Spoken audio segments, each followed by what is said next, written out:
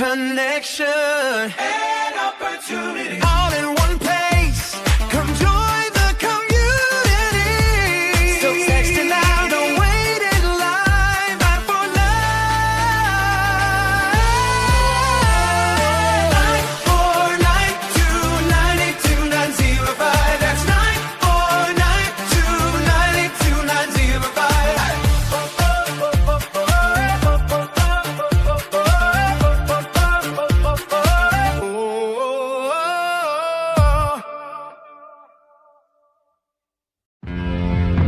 They discovered it, they read it, and they applied it. It's the golden thread that connects the titans of the self-development industry, the source that spawned millions of millionaires, the original blueprint to success. Think and Grow Rich by Napoleon Hill. Think and Grow Rich. Napoleon Hill, Think and Grow Rich. It's a classic. A classic. And I love Think and Grow Rich. I love it. It's right here. I mean, it's one of my favorite books of all time. Think and Grow Rich by Napoleon Hill. This material is what changed my life. This is the material I study every day. From being an immigrant woman, coming from poverty, and really coming to America and literally achieving the American dream. I can't even tell you how grateful I am for this man, for what he did for me and my family. Whatever the mind can conceive and believe, the mind can achieve. People don't realize is that when we let our ego get in our way, ego is the loss, the fear of loss. So need to be right, the need to be offended, the need to be hurt, fearful. When that trajectory changes, what happens is you continually go the wrong way. So my job as a coach is to say, let's get into the enjoyment of the direct pursuit of my potential. Right? And so when the light went on, it was not about the potential of making money and being an entrepreneur, which is one of my specialties. And I said to him, look, this is an opportunity now to show how great you really are. We can't let the outside voices, right, determine our success. The happiness that we have comes within. Why are you going to give that control to somebody else? Thoughts become things. And I always wonder, why did no one teach us this? Why did we not learn this in school? Why did we not learn this from our families? If you make your study a priority, your life will change. And I came up with 4 really valuable things that I took stock in. And the first one was gratitude.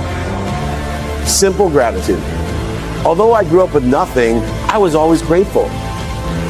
Throughout the whole process of consistently, persistently pursuing my potential, I was grateful. It made my past better, my present brighter, and my future even brighter than that. In fact, I tell people all the time, if you want to change your life, change your employee's life, your family life, it's very simple. 2 words, say thank you.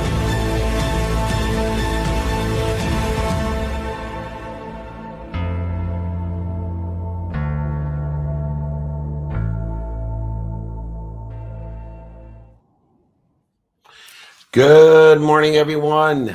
And thank you, Blaine Bartlett at blainebartlett.com for waking up early on the West Coast.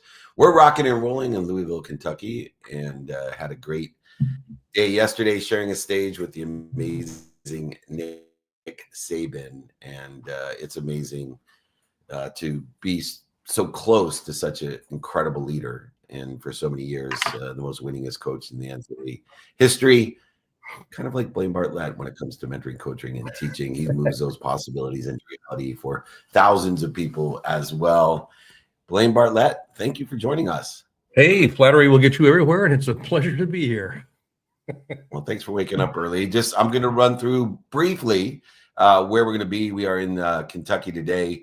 We'll be off to not Kilimanjaro. What's the name of it? Kalamazoo, Michigan. And then San Diego via Chicago. Season 11, I don't know if Blaine's joining us, but we'll be there in Las Vegas again for season 11 of Office Hours in the lobby of the Wynn Hotel, the resort there in Las Vegas. Back to Chicago, Newport Beach with Tim Story, Marie Diamond, Jay Abraham, John Coyle, Blaine Bartlett's always invited but not obligated. Then back to Las Vegas, and we're going to finish up strong. All-Star Game in Philadelphia, Pennsylvania, Fanatics Fest in New York, SoFi Stadium reopening, and of course, Miami FC with Messi and a London mastermind, which will beg Blaine Bartlett to come join us with Kishore Lula and so many more there in London.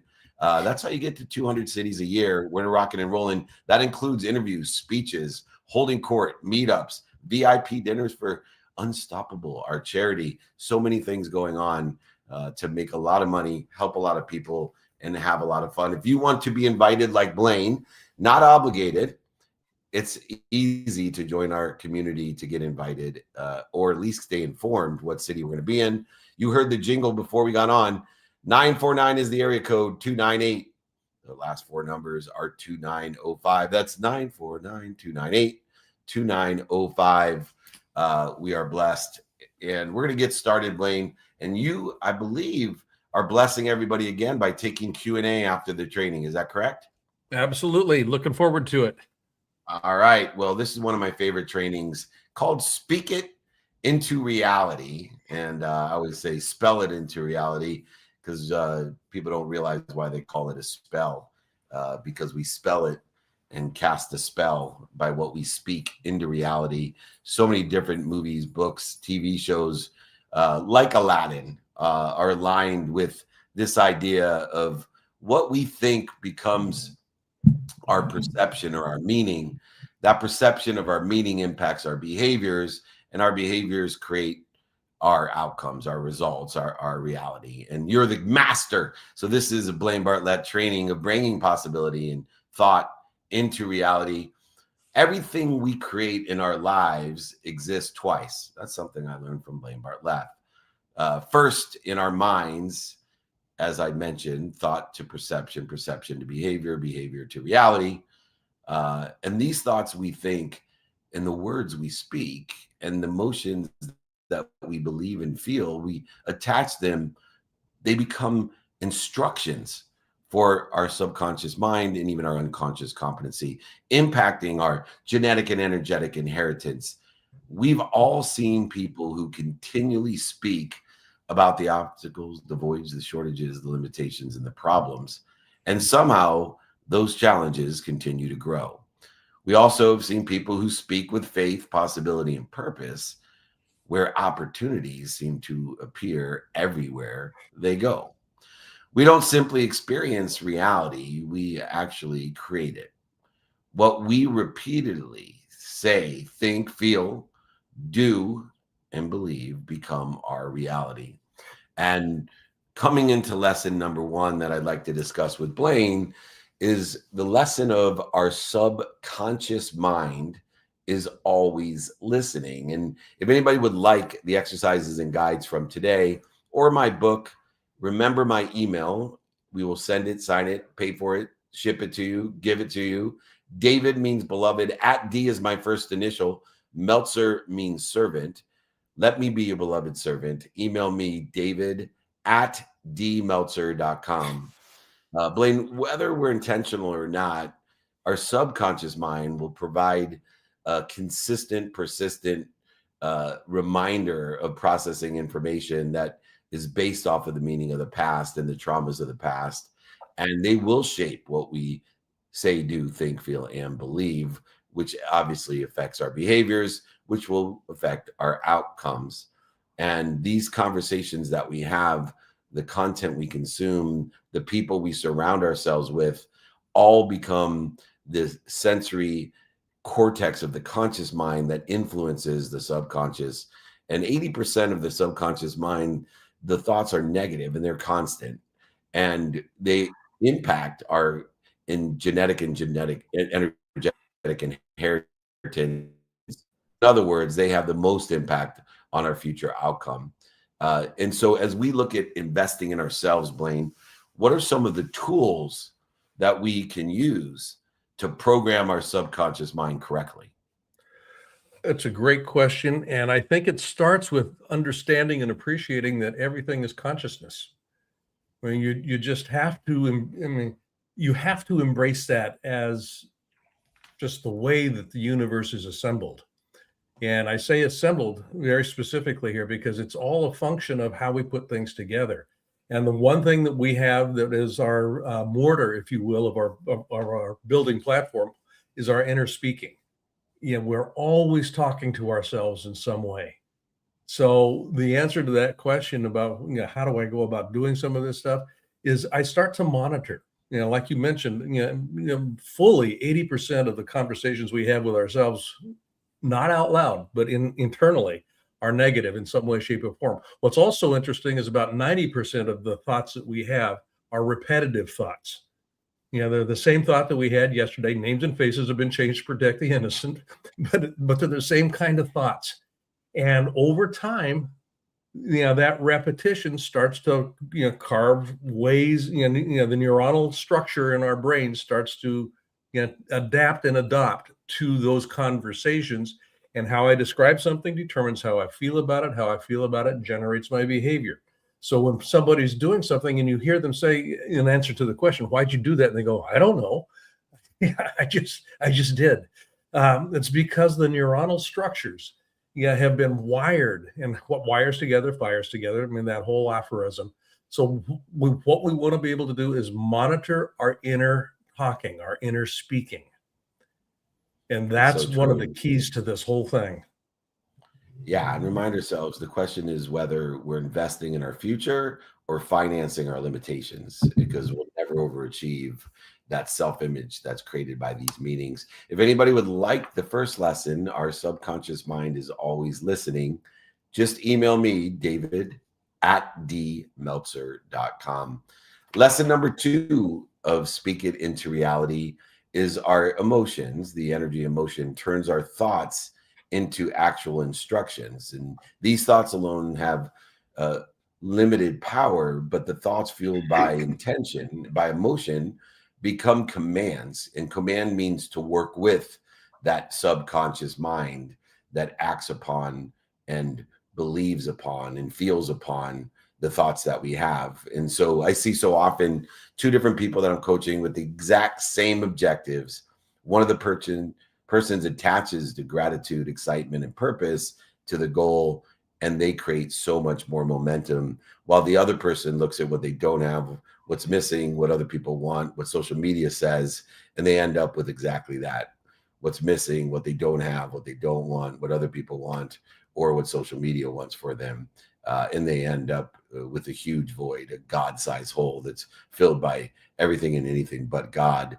Understanding emotions, how does emotions interplay with the thoughts that actually will instruct us on the behaviors to give us the outcomes that we desire or better?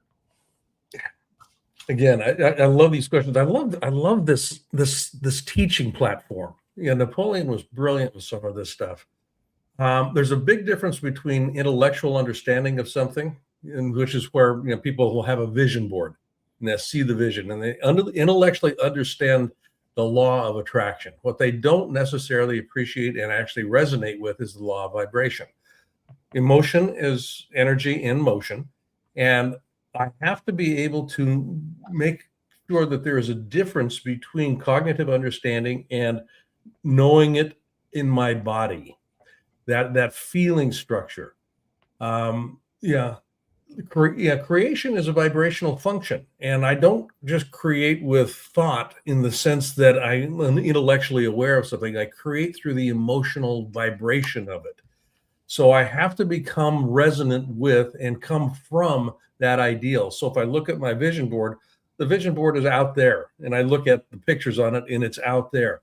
It has to be in here. It has to be, I have to feel it. I have to breathe it. I have to speak it every waking and unwaking moment. The problem people run into is they look at external reality and they go, yeah, but. And that's where faith comes into play here. Faith is the ability to take a look at the external reality and go, that isn't the reality that I'm organized around. That's an illusion as much as the internal is an illusion. I know, which illusion do I want to have in play? It's interesting because, everybody at the beginning watching the movie The Secret with a lot of our friends from the Transformational Leadership Council, they were most focused in on what we were paying attention to, those vision boards. But until you give it intention of what we say, do, think, feel, and believe, these emotions, the energy emotions, and repeatedly attached to those thoughts, that's when they become a coincidence or the universe coincides with it. beyond a law of attraction. To me, it's the law of coinciding, connecting our goals with gratitude and inspiration, focusing on service and impact, and generating an elevated intention before taking that action. If you would like the guide or exercise to the emotion that turns thoughts into instructions, please email me, David at dmeltzer.com. David means beloved. D is my first initial. Meltzer means servant. Let me be your beloved servant. David at dmeltzer.com. The third lesson, Blaine, that we're going to discuss today under Speak It Into Reality is this idea of intention and attention. What we focus on expands.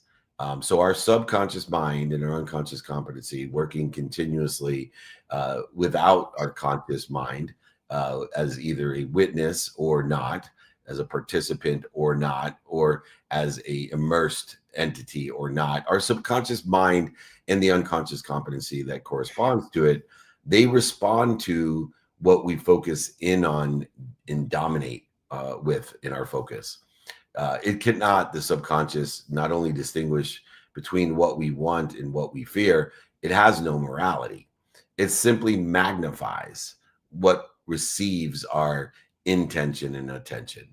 And so when we focus in on scarcity, we find evidence of scarcity. When we focus in on opportunity, we begin to see possibilities that you take and make into reality that were always available. We just cleared what was interfering with it. It's the best piece of marriage advice that I ever got is look for what you want in your marriage. Look for what you want in your partner, and you'll get more of that, David. Not a very difficult or complex philosophy, but our attention determines that experience. Why do we find what we look for? You are the master of possibilities into reality. How does the monetization and materialization of focus happen? Simply by repetitively giving and magnifying and paying attention to things. I mean, the short answer on that is imagining creates reality. You mentioned this right at the very beginning. Things are invented two times. One is a thought, and I have an idea. The second is in material form. And it's that imaginal activity. I came across something that Neville Goddard wrote. Events happen because comparatively stable imaginal activity created them. Now, the key on this is comparatively stable imaginal activity, where people get wrapped around the axle and they start getting disillusioned as they're looking and going, well, where's it at? I know I'm imagining it. I can feel it. But it's that inner talking again. It's not here yet. They're thinking that it's supposed to be out there. It's supposed to show up out there. No, it shows up in here first. It has to be in here first. Comparatively stable imagining. It's not about being perfect in my imagining. Comparatively stable over time. This is where the repetition comes in. Comparatively stable over time. I start creating a different neuronal structure in my brain, which how I describe something determines how I feel about it. My feeling structure generates behavior, and I start behaving in concert with that ideal. Yeah, that ideal is putting meaning to that perception created by the thought, and that perception creates the behaviors. Those behaviors then create that reality, which is why it's so important to replace and to be a witness to our consciousness of fear to faith or scarcity to abundance, and focusing on opportunities, not the obstacles. And I think at its core, these are major, simple focus philosophies that will change everything in your life. Some people call it optimism. It's more than optimism. It is actually how the conscious mind works and how the universe works. And when we, put that meaning to it, we can put what we focus in and expand it into our life, faith, abundance, and opportunity. If you would like to learn how to focus in on what you want and expand that in your life, email me, David at dmeltzer.com. David means beloved. At D is my first initial. Meltzer means servant. Let me be your beloved servant. Lesson number 4, Blaine. One which blessed to have a thing called OCD that helps me with this, but repetition creates belief. So every repeated thought, word, feeling that we have becomes stronger. Everything behavior wise that we do exponentially accelerates, aggregates, and compounds. Over time, these thoughts that become perceptions, perceptions that become behaviors, and behaviors that become outcomes, they actually will accelerate, compound, and aggregate, creating these great changes in alignment with our divine direction. These habits that are formed by the perceptions that are created by our thoughts shape the lives, and we need to repeat them so many times until they get to be automatic in the subconscious and unconscious competency. Success is not an individual event, it's programming. And this is why coaching, teaching, and mentoring is so important. And you program people as a teacher, coach, and mentor to be successful. What do you do to get them to overcome the conflict with human nature to be repetitive? There's a distinction between success and succeeding. And that's, I mean, if there's nothing more in this lesson, it's that piece right there. Success is the focus on the outcome. Did I get it or not? Succeeding is, what am I doing between now and the realization, the manifestation of that ideal?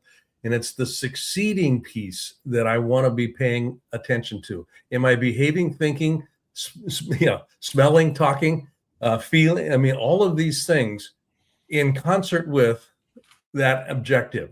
So I take a look at the succeeding elements. Am I doing that which will allow me to land at wherever it is I'd like to be going? Think about it in terms of driving a car. When you first learned to drive a car, it was white knuckles. It was kind of like, I don't know how to do this. But over time, the succeeding elements came into play. You don't even think about it now. It becomes habitual. Got the key fob, you push the button, and you know where drive is, you know where reverse is.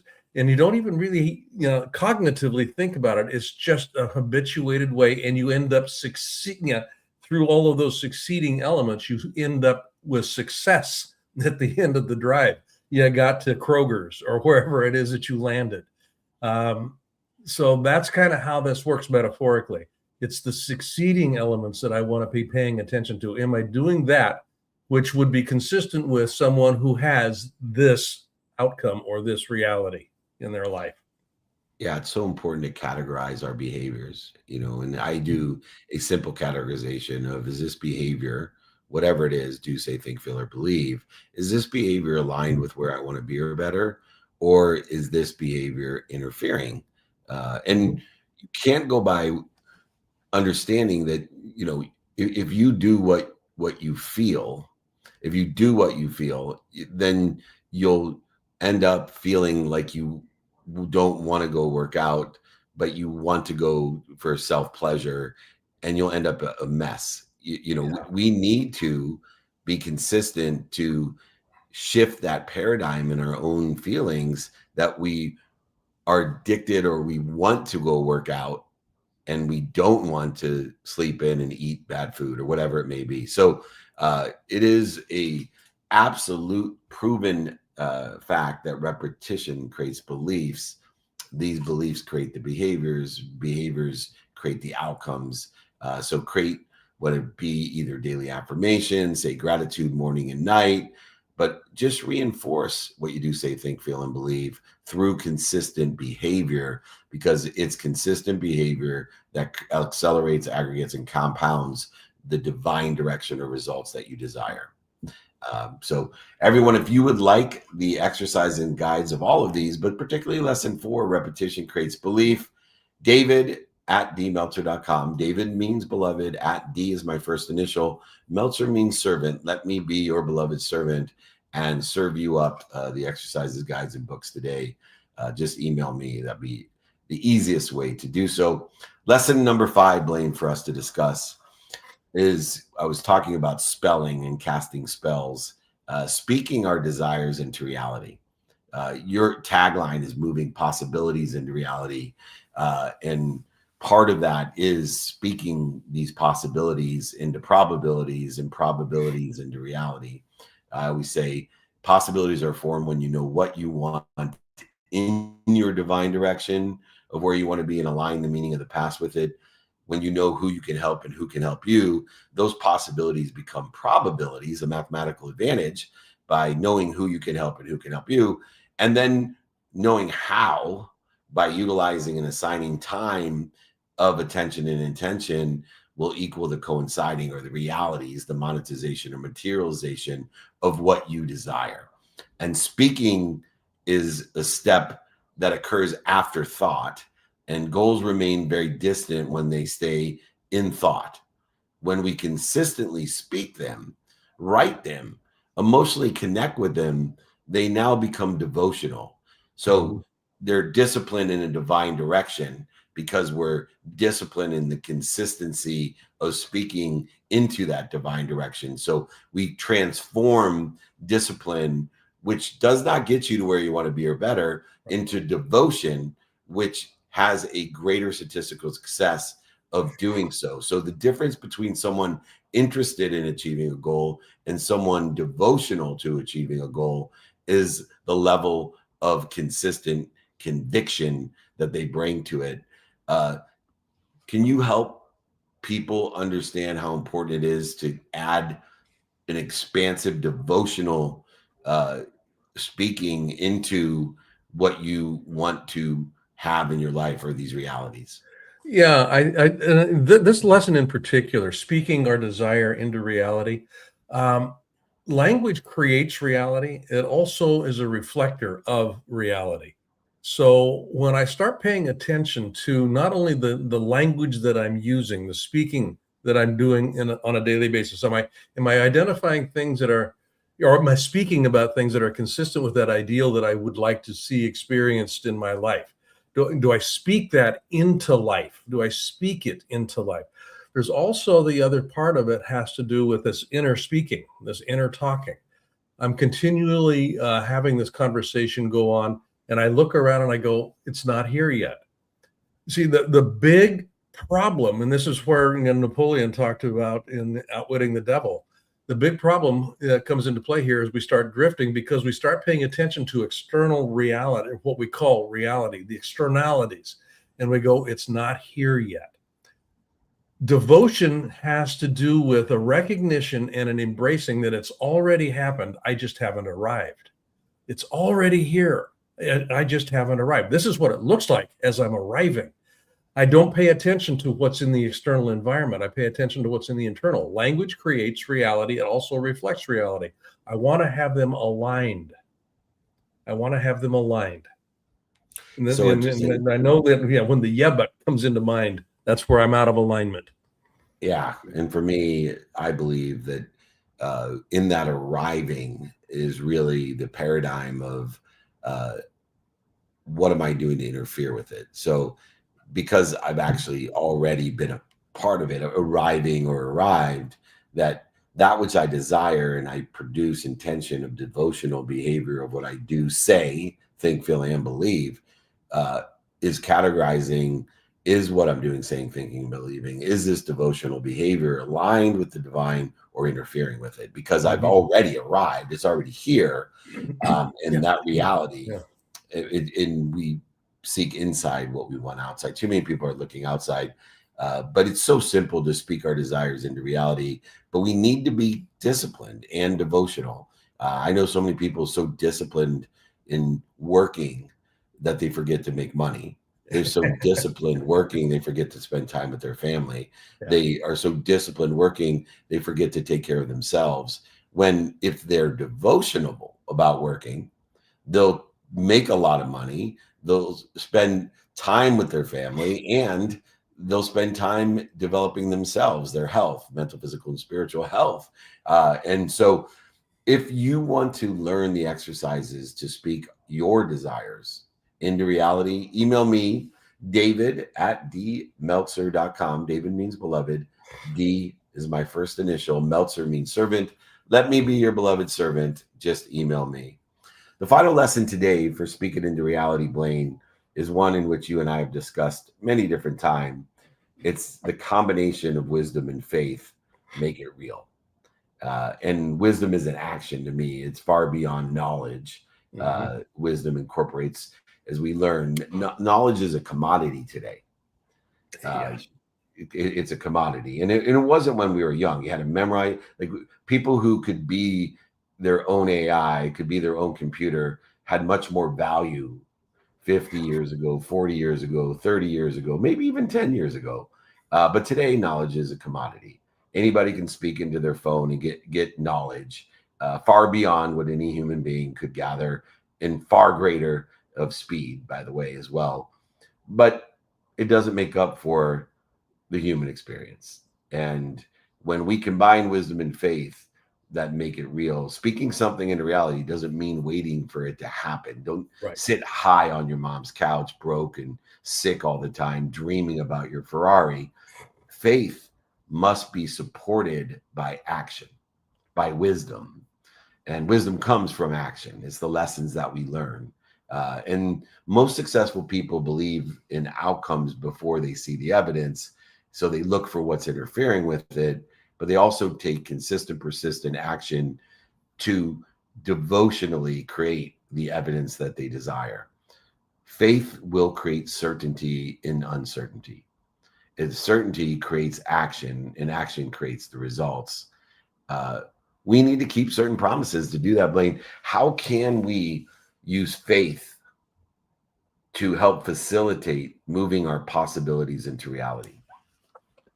The way that works, at least in my experience, we use the word faith. What we're really organizing around is an internal piece of what matters, what really matters in my life. And so you're talking about sitting on the back of the couch dreaming about a Ferrari. For the sake of what? Yeah. And I've got to get clear about what matters for this unique expression of consciousness that I represent. What matters to me? So I want to become devoted to that, what matters. And that begins to show up in different forms. You are a master of this in one sense, in the context of literally mastering your calendar, being a student of your calendar. So and this is an example of inner speaking.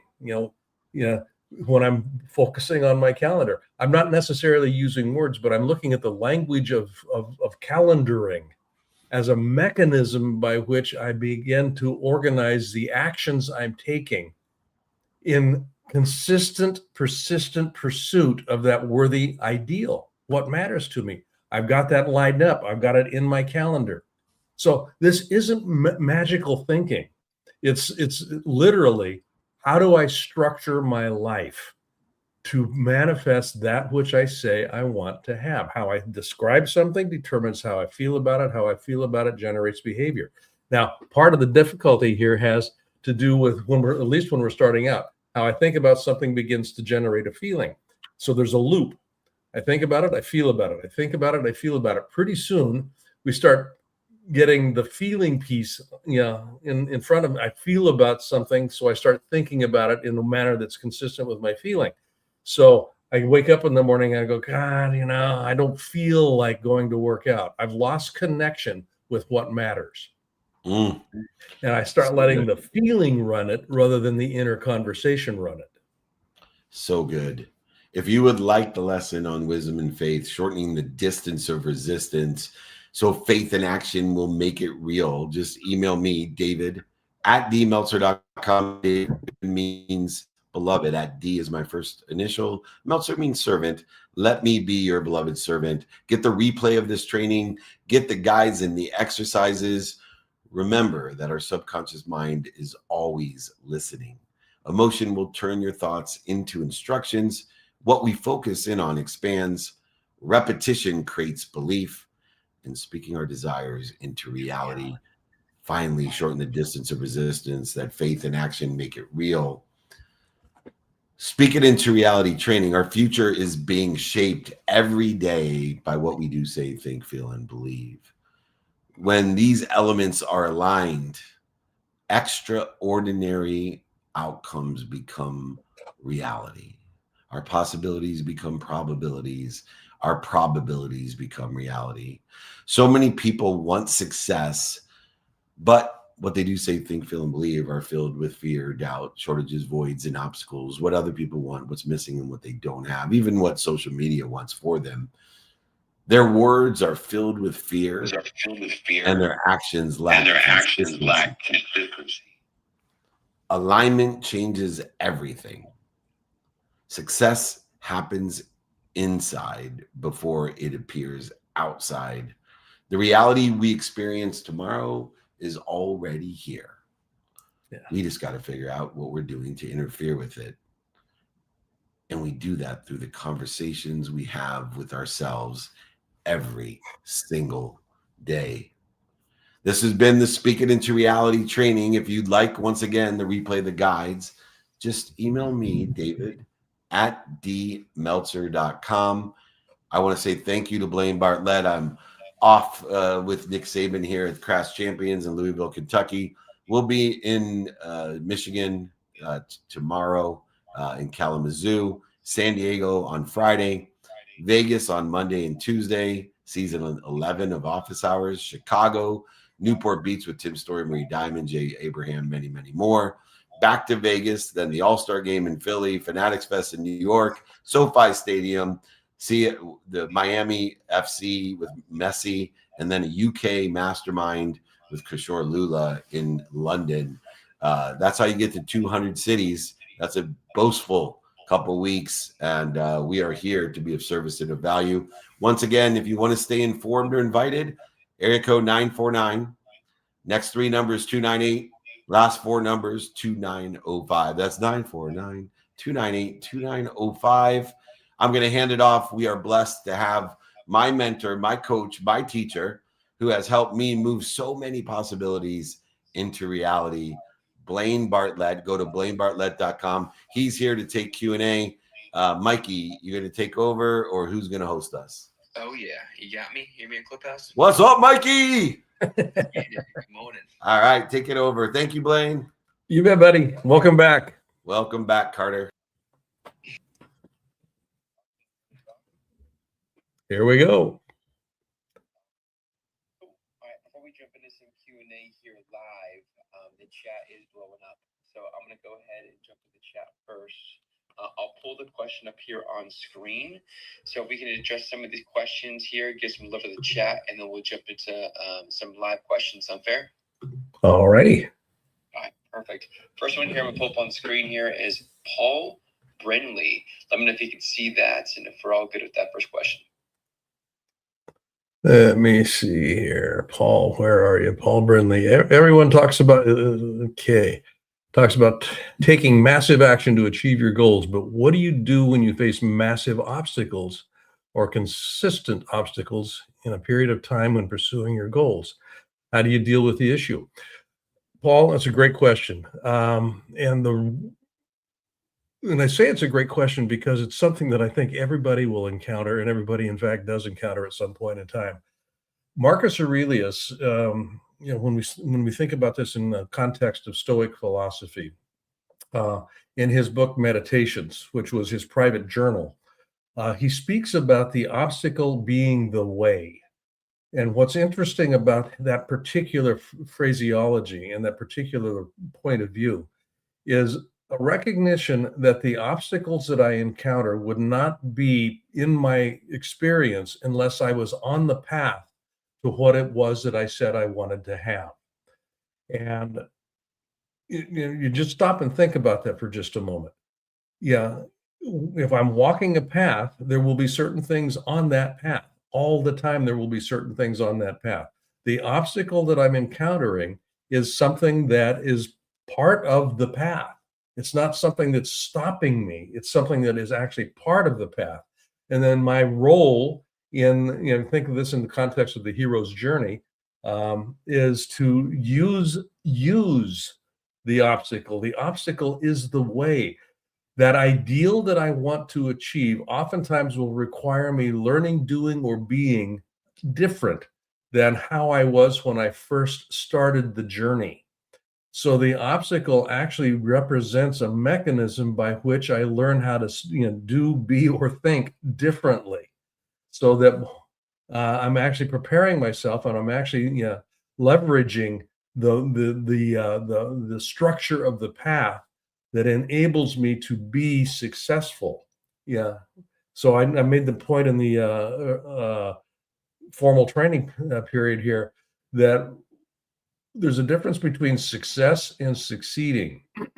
Succeeding has to do with learning what the obstacle is providing for me. What's the lesson? What's the skill? What's the knowledge? What's the, whatever it may be. What's the obstacle presenting? So it's easy to become disillusioned when I'm facing a massive obstacle or a consistent obstacle. What it basically is suggesting to me is I still have something to learn here. I still have something to develop. There's still something that needs to be done, those sorts of things. So,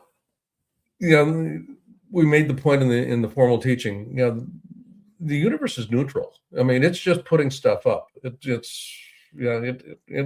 doesn't really care about my feelings. I don't want to have the obstacle, but I also know that I'm not going to grow unless I have the obstacle. So that's one way that you can begin to think about it. And it is an inner conversation. It truly is an inner conversation that I hold with myself. And I literally embrace the obstacle and look at it from the perspective of what's here. What's it teaching me? What's it allowing me to become? Or what's it forcing me to become sometimes? Amazing.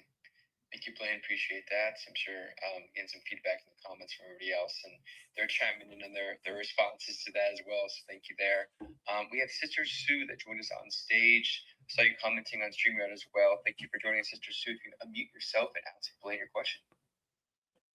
Well, appreciation first to be surrounded by such excellent teachers and learners that are interpreting what Napoleon Hill wrote.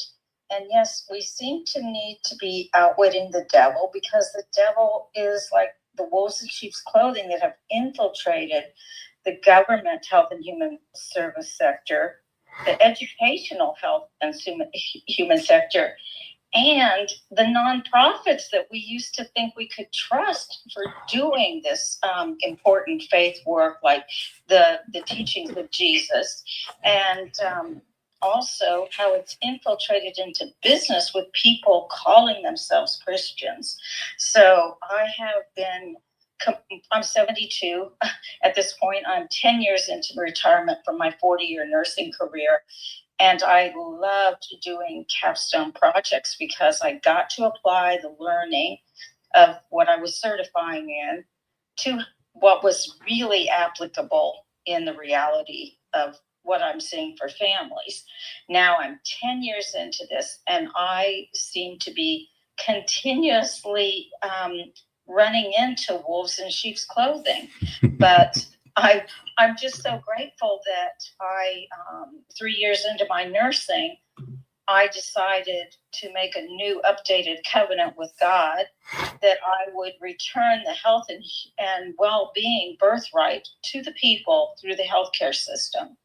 And that last words were the bugaboo, because now I'm finding myself, for almost 3 years now, I'm navigating a hostile takeover by people that sugar-coated wolves in sheep's clothing, knew my MO, how I love to work with the military because they know logistics, but I am a Mennonite roots, the pacifist, and I honor that migration for peace and how we raised food and did as much self-sufficiency as we could, but we also shared with all the people around us. And when Catherine the Great gave them amnesty for 100 years, they raised the wheat around what is now people calling Kiev in the Ukraine. Then the rules changed, and they were told, now you're going to have to serve in the military. So in 1874, that side of my family tree migrated to the U.S., and they bifurcated. They came to the prairies. So my sector came to Kansas. So I love that I get to play with the Wizard of Oz There is no place like home. And home as a nurse in home health in the Appalachian Mountains for Frontier Nursing Service is where I realized what the people were up against. And that happens in any of our home communities, our neighborhoods. And so luckily, both sides of my family, both Puerto Rican Baptist and my Mennonite Kansas father, had that gift of hospitality, sharing, caring, and following the Christian teachings. So here I am at age 72, the matriarch of the Wellness Weaver system, my final keystone to all of my capstones. And I need a lawyer because my lawyer died in 2020. Sue, do you have a specific question with this? I love the story. Yeah. I'm looking for the law firms of people that will stand with me because boy, do I have an amazing story that will return the Wellness Weavers campus, the curriculum, the equitable, scalable system. I mean, I still have been weaving online, so the community exists. And I just need, I was in court 2 days ago and the judge tasked me with, you need to find a lawyer, Helen. And it's like, I know I do. I have incredible data here. And this case actually is on the scale above Erin Brockovich because she dealt with one corporation and chemical contamination. I'm dealing with a contaminated community nursing system that refuses to do holistic wellness for people that want to be well as they navigate out of addictions. So my campus is a safe base. Anywhere where anybody hears my voice, I will give you the framework because like David, my last name is not Meltzer, it is Stuckey Weaver. So I seem to be stuck on this path, which I thoroughly enjoy, and I am weaving bridges. It's constantly been an MO. I'm always creating something with what is available. So my question is, are there any lawyers that hear my voice now that will stand for the social justice that Wellness Weavers, the nonprofit in Kansas, in good standing since 2012, and I found somebody to help me do that legal work in 2012. I'd already been doing it since 2010. So that's my question. Okay. I want to speak that into reality. I'm writing it into reality. And I do believe that the decisions we make in our now are what unfold our future. So absolutely. So this is the kingdom of God ahead of us, and that even the wolves in sheep's clothing have the opportunity to repent and say, yes, we did that because we were under such financial distress, and it involves the military and people that are told, and his father is second generation. Yeah. So Sue, anyway, where can people get in touch with you? Is there an email address? They can connect with me on Clubhouse. They can back channel me a message.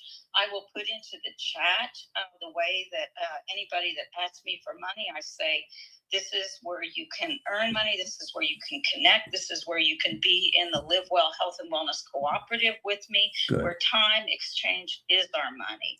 So if I understand correctly, then Sister Sue, you need some assistance in manifesting or coming up with or identifying legal assistance, a firm that can actually work with you in a manner that's consistent with what it is that you're working towards. And you've got quite an audience here. So what specific address can they use to get you information? So if you could put that in the chat, that would be helpful to anybody that is moved to actually address what it is that you're asking. Thank you so much, because they need to be experts in, licensed in Kansas. That's where this right. So that would be part of your vetting process. When people give you suggestions, then you now have something that you can vet and then make some decisions from. So, Absolutely. It involves 6 historic real estate. This campus was formed by Amelia Earhart's grandfather, Alfred Otis, the lawyer that brokered the deal. He reorganized the bankruptcy of the Atchison Pikes Peak line. We have 12 miles of dedicated real estate. So there are some developers that have manipulated. This is deep and wide. This is an LLC that agreed to fiduciary responsibilities with my nonprofit and then did a bait and switch. good. Well, we're not going to solve that problem here today, I don't think. but GPS gift of gratitude, guidance, prayer, praise, patience, and our social support system. Well, So I want, it's all coming together. excellent. I want to thank you for bringing this to the table. And folks, if you've got any suggestions for Sister Sue, she is putting the information in the chat. So just reach out to her, and we'll see what we can make happen there. Thank you, Sue. And pass the replays along. The There, more we can get it out, the better. Thank you so much. you bet. Thank you. Perfect. Thank you, Blaine. Thank you, Sister Sue. Appreciate that. Again, as been mentioned, please drop that in the chat so our community can help. Perfect. Moving on to the next question here. We have Marco Antonio is impatiently waiting here. Marco, what's your question? Good morning, Mike. Good morning, Blaine. Good morning, Marco Antonio. Good to be here, brother. Today, my question is, as entrepreneurs, we often talk about capital, talent, strategy as being, and market conditions as being constraints. But what if the real bottleneck is the leader's identity? What advice do you have for folks on just having more self-awareness and recognizing that maybe they've become the limiting factor in the business? They are the limiting factor in the business. I mean, very literally. People will rise. I mean, just think about this in the context of a leader with a team of people.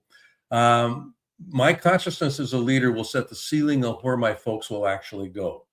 And I want to continuously examine what ceiling am I setting. Market conditions are market conditions. I mean, my old friend Bob Proctor used to talk about this a lot in his program, in his programs. And Bob and I did some teaching together.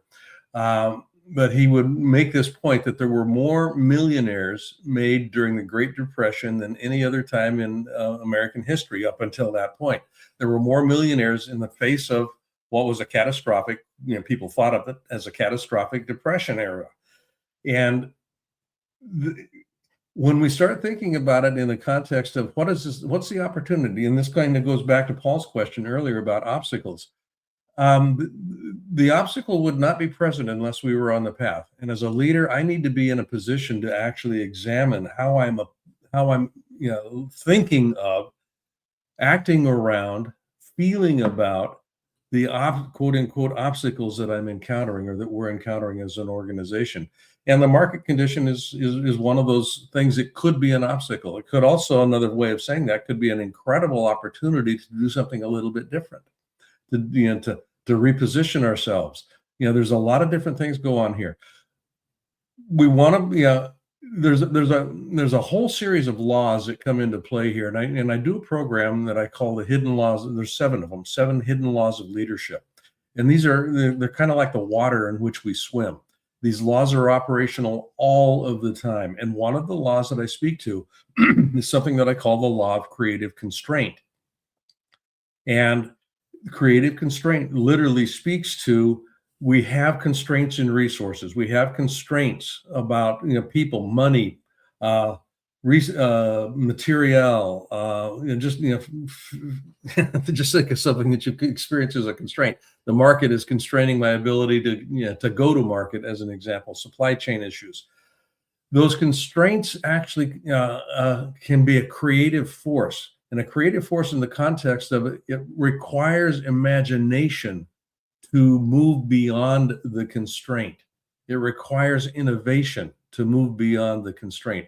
I would not be in a position to be imaginative or creative unless the constraint was actually in place.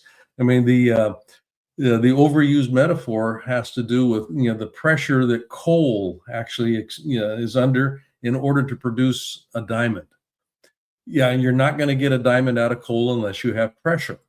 The same is true with constraints.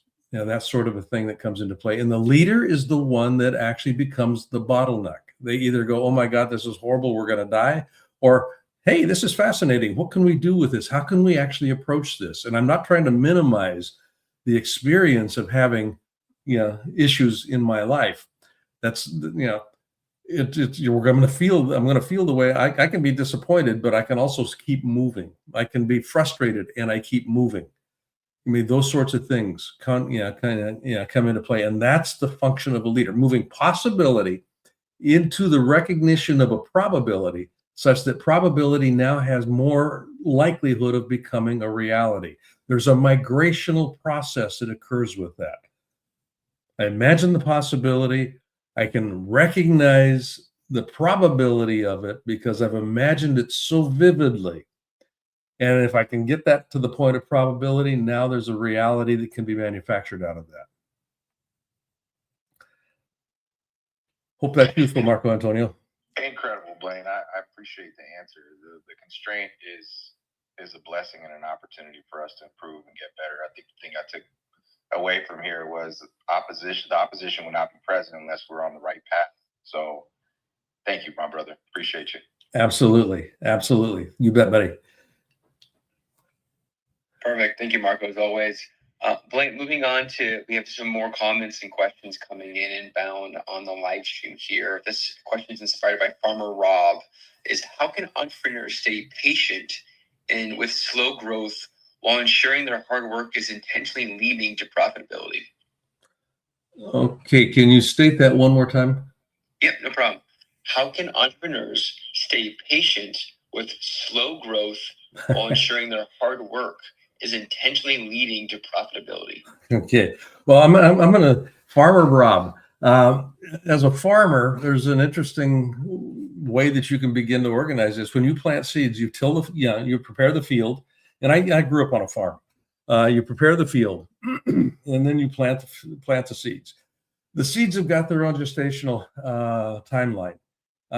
It's not going to do me any good to stand over them and look down on them and say, "Grow! I've got things to do. You better grow faster. I've got places to be." The seed has got its own gestational timeline. What I need to be able to do as a farmer, I'm tending my field. As a farmer, what I sow and now I'm going to harvest. That gap between sowing and harvesting is the piece where patience, what we're going to call patience, actually comes into play here. What do I do in that gap? Well, what I do in that gap, and this is where success or succeeding comes into play. Success is the harvesting process. Succeeding is what I do in the interim. I water, I fertilize, I keep things moving. I tend to the weeding. I look at what's going to compromise the seed's ability, the plant's ability to flourish and thrive. I start removing the obstacles, that come into play here, or the noise, or whatever it might be that's in place here. The obstacle becomes one way that I begin to actually appreciate the fact that I'm actually tending the field effectively. And if I'm doing this organically without pesticides or anything else, I'm much closer to the earth, and I'm much more connected to that growing cycle.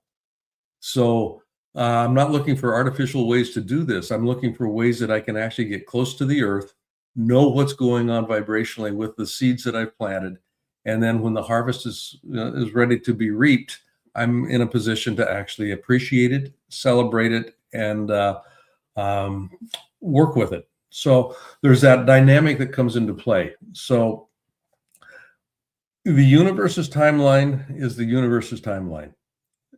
Yeah. What my job is to keep connected in a high fidelity sort of a way to what it is that I say I'd like to have, that ideal state. I've got and you can't see this, but one of the books that I've written 6 books. One of the books that David and I actually co-authored was called Compassionate Capitalism, A Journey to the Soul of Business. And it's a different way of looking about how business can be conducted, and using compassion as a major component of it. I don't know that I'll ever see the realization of compassionate capitalism in my lifetime, but it matters to me. And it matters to me in such a way that everything that I do in my life is organized in some way, shape, or form around the realization, the manifestation of compassionate capitalism as a mechanism by which business is conducted on the planet. The purpose of business is to uplift the experience of being alive on the planet. It isn't to denigrate it. The purpose of business isn't to make money. If I'm uplifting the experience of living on the planet to everybody that is touched by my product, I will make money because people like being uplifted. That will take some time, though. There's a lot of, and this kind of goes back to Sister Sue's commentary. There's a lot of stuff in play that is, I could call this inertia. There's a lot of stuff moving in the opposite direction from what I would like to see happening. That's just the way it is. So that doesn't mean that it's a sign for me to give up. It means that gestationally, it's going to take time. If I'm really curating, if I'm really nurturing, if I'm really husbanding, if you will, that dream, that ideal, I keep myself focused on that, and my daily actions are consistent with that. And then the harvest will be what the harvest will be when the harvest will be. So that's kind of how that would end up working. Thank you, Blaine. Appreciate that. Looks like we're closing out here. We got time for about one more question. Holly, do you mind closing us out? Absolutely. Hi, Blaine. Hey, Holly. Good to hear your voice again. You as well. Always an incredible training with you. A lot of really powerful takeaways and lessons. And my question for you today is, if you could sit down with yourself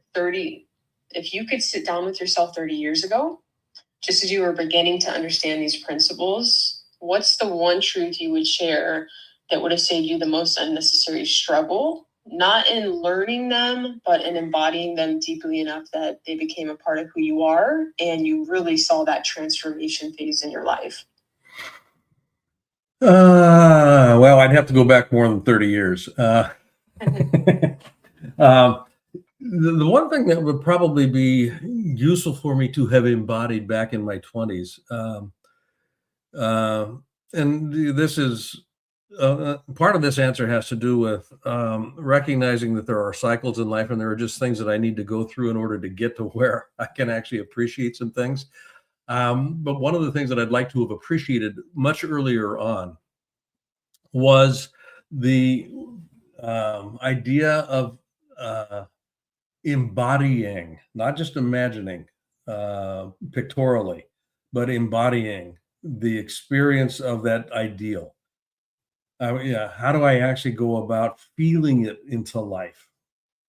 In Hamlet, Shakespeare writes about Gloucester out on the moor, and Gloucester's talking, and he's asking, who was Gloucester? I forget exactly who he was speaking with, but the point of it here is he's asked this fellow, who is blind, how do you see? And the fellow who is blind replies, I see feelingly.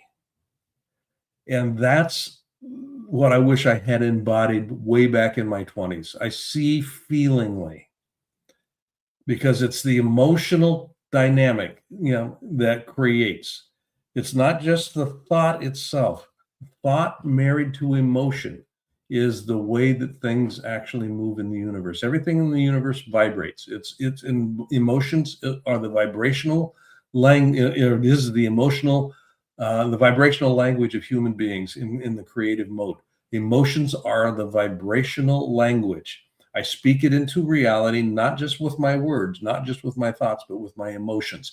So there's a concert that comes into play here.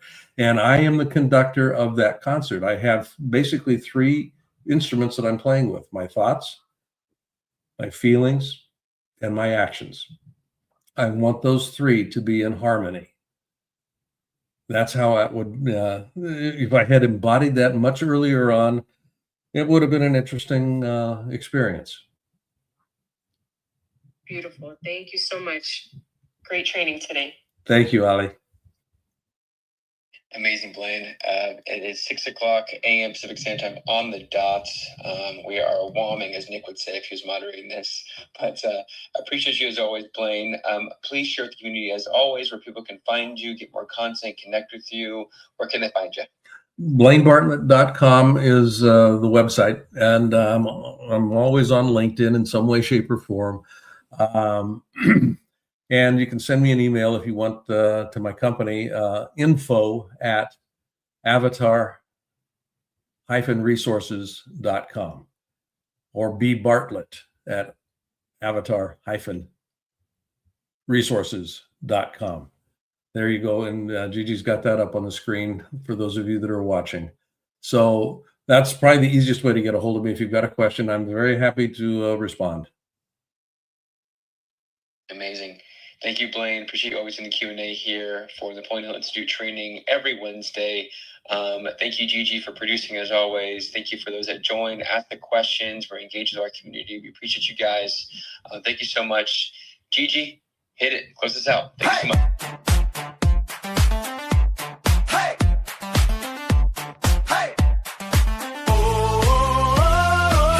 Wanna know where David's gonna be? Get invites, updates, and community. When he's in your city, you won't miss a thing. Just text the number, let your phone ring, ring, ring, ring, ring.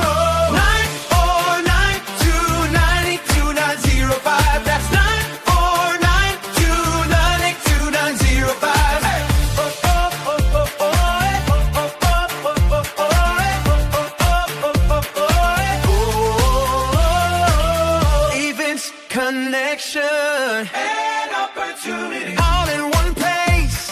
Come join the community. So text it now, don't wait in line. 949-292-905. That's 949-292-905. They discovered it, they read it, and they applied it. It's the golden thread that connects the titans of the self-development industry, the source that spawned millions of millionaires, the original blueprint to success. Think and Grow Rich by Napoleon Hill. Think and Grow Rich. Napoleon Hill, Think and Grow Rich. It's a classic. A classic. And I love Think and Grow Rich. I love it. It's right here. I mean, it's one of my favorite books of all time. Think and Grow Rich by Napoleon Hill. This material is what changed my life. This is the material I study every day. From being an immigrant woman, coming from poverty, and really coming to America and literally achieving the American dream. I can't even tell you how grateful I am for this man, for what he did for me and my family. Whatever the mind can conceive and believe, the mind can achieve. People don't realize is that when we let our ego get in our way, ego is the loss, the fear of loss. So need to be right, the need to be offended, the need to be hurt, fearful. When that trajectory changes, what happens is you continually go the wrong way. So my job as a coach is to say, let's get into the enjoyment of the direct pursuit of my potential. Right? And so when the light went on, it was not about the potential of making money and being an entrepreneur, which is one of my specialties. And I said to him, look, this is an opportunity now to show how great you really are. We can't let the outside voices, right, determine our success. The happiness that we have comes within. Why are you going to give that control to somebody else? Thoughts become things. And I always wonder, why did no one teach us this? Why did we not learn this in school? Why did we not learn this from our families? If you make your study a priority, your life will change. And I came up with 4 really valuable things that I took stock in. And the first one was gratitude. Simple gratitude. Although I grew up with nothing, I was always grateful. Throughout the whole process of consistently, persistently pursuing my potential, I was grateful. It made my past better, my present brighter, and my future even brighter than that. In fact, I tell people all the time, if you want to change your life, change your employee's life, your family life, it's very simple. 2 words, say thank you.